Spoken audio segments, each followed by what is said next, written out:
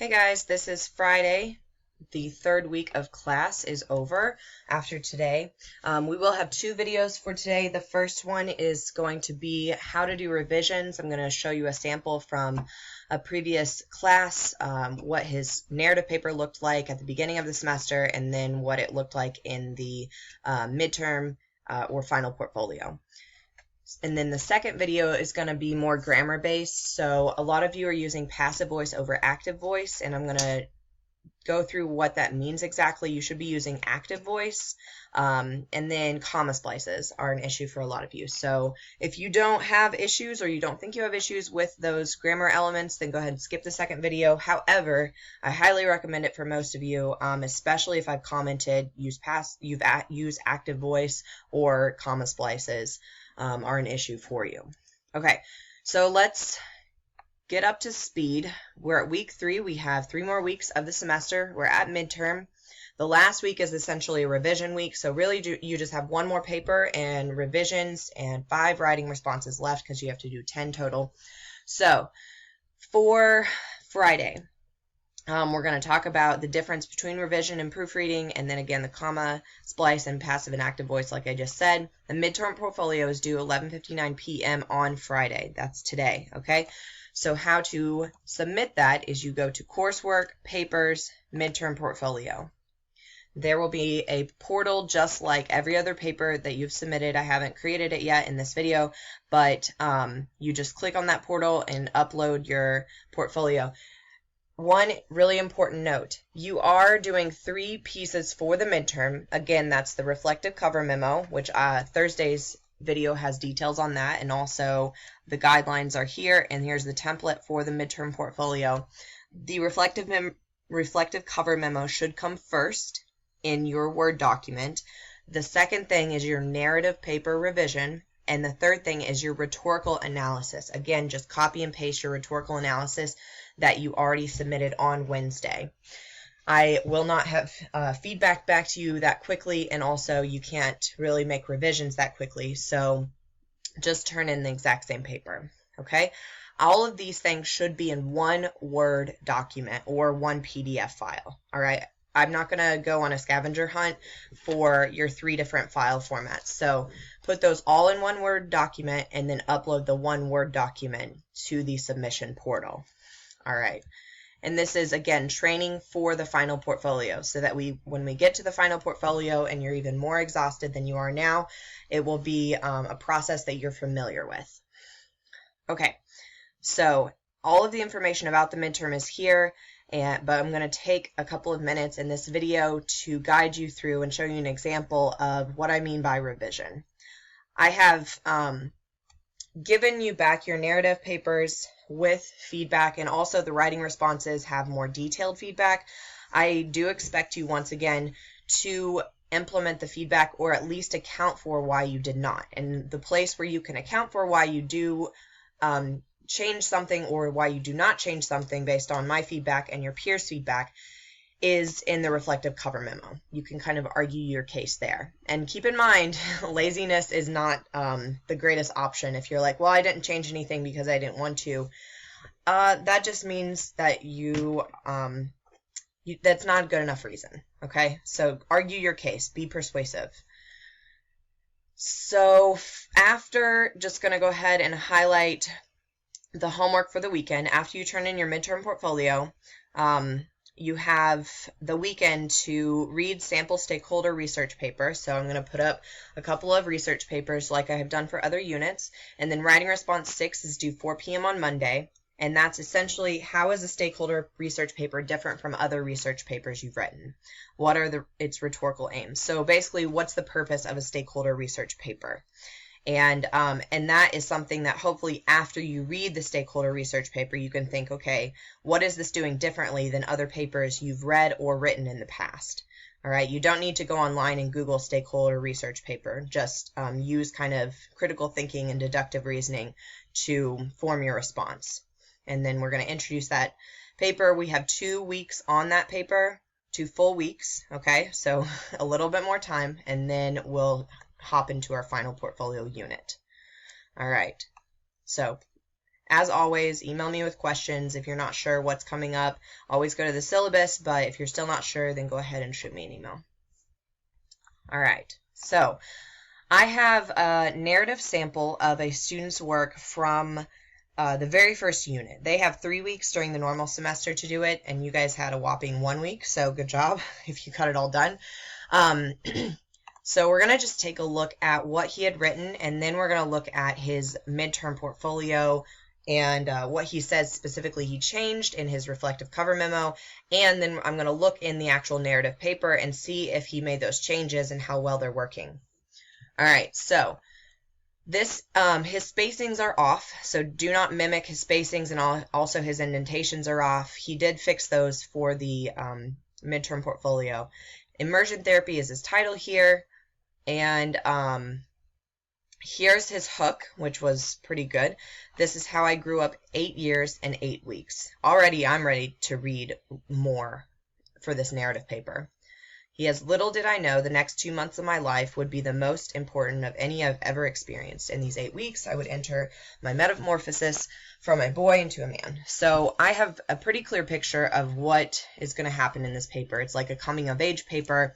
And this student was actually in the military, and his whole paper is about his activity and boot camp for the Army, and also what he learned during this whole experience and how it transferred throughout his life.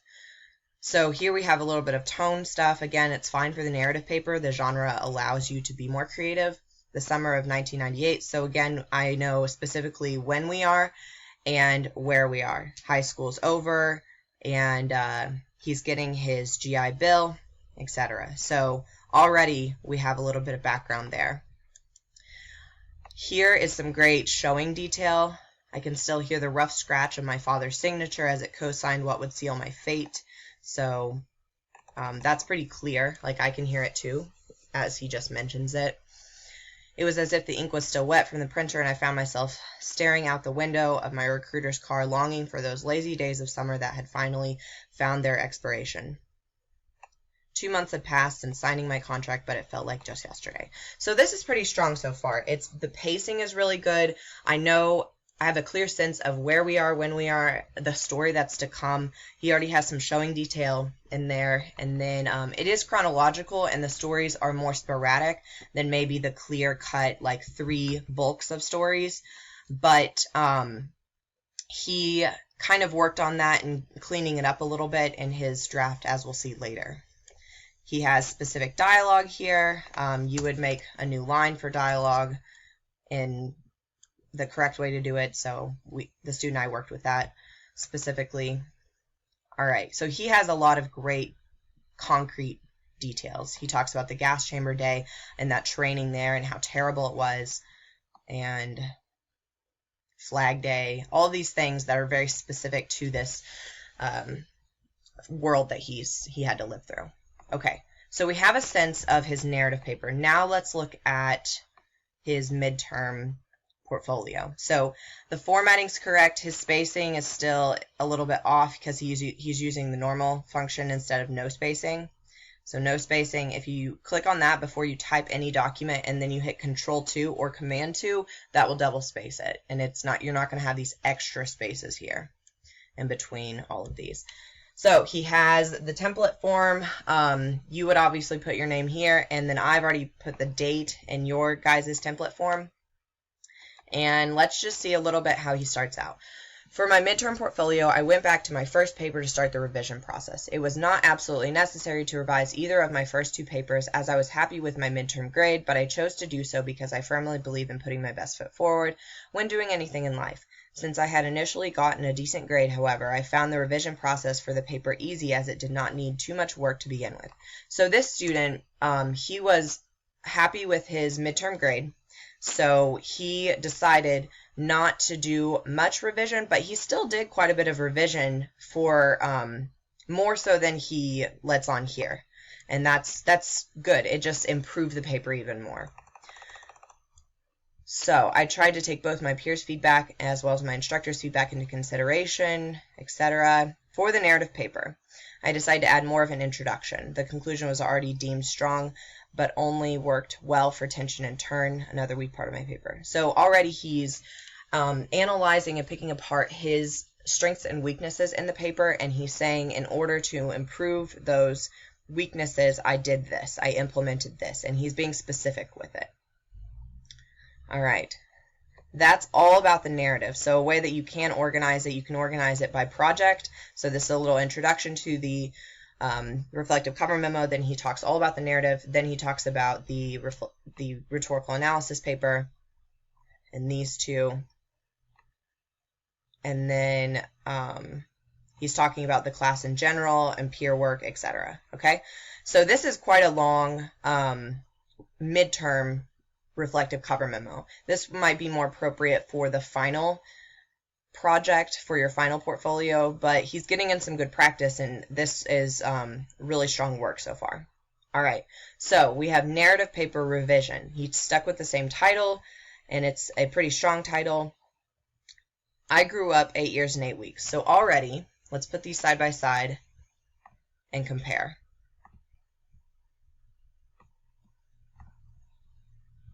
All right, let's do this. Then we can see both of them. Okay, so we're comparing both. And sometimes I do this in order just to see your guys' work back to back, like how much you improved in your papers.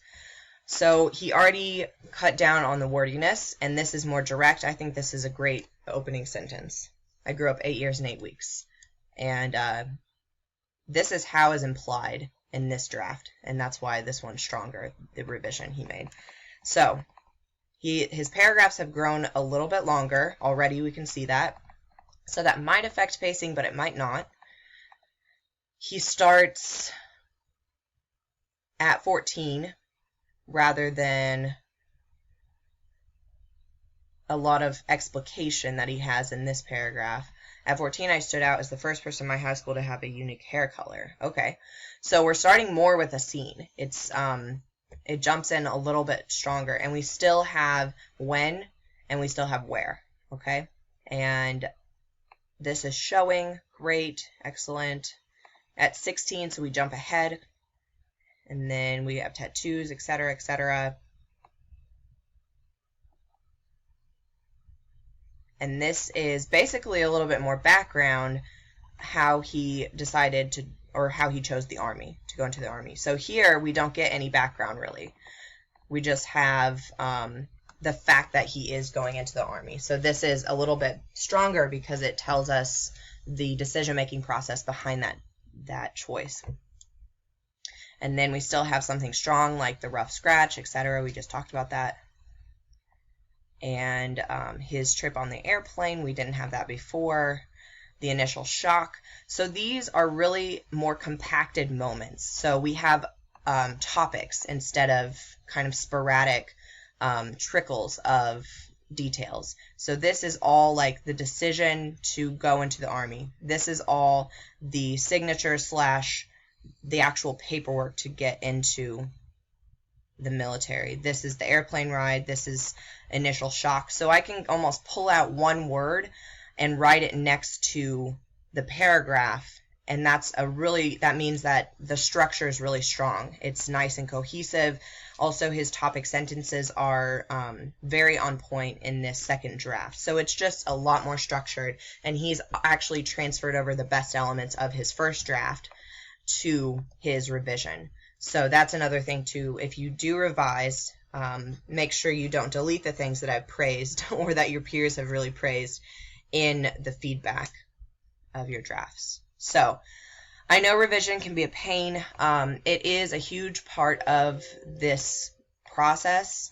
This is a process-based class, so I need to see not only that you can have ideas and look up research for them or structure them well, but also that you can make choices on your own in terms of revision and also follow some of my feedback. So just make it clear in your reflective cover memo about your choices, and let me know if you have questions.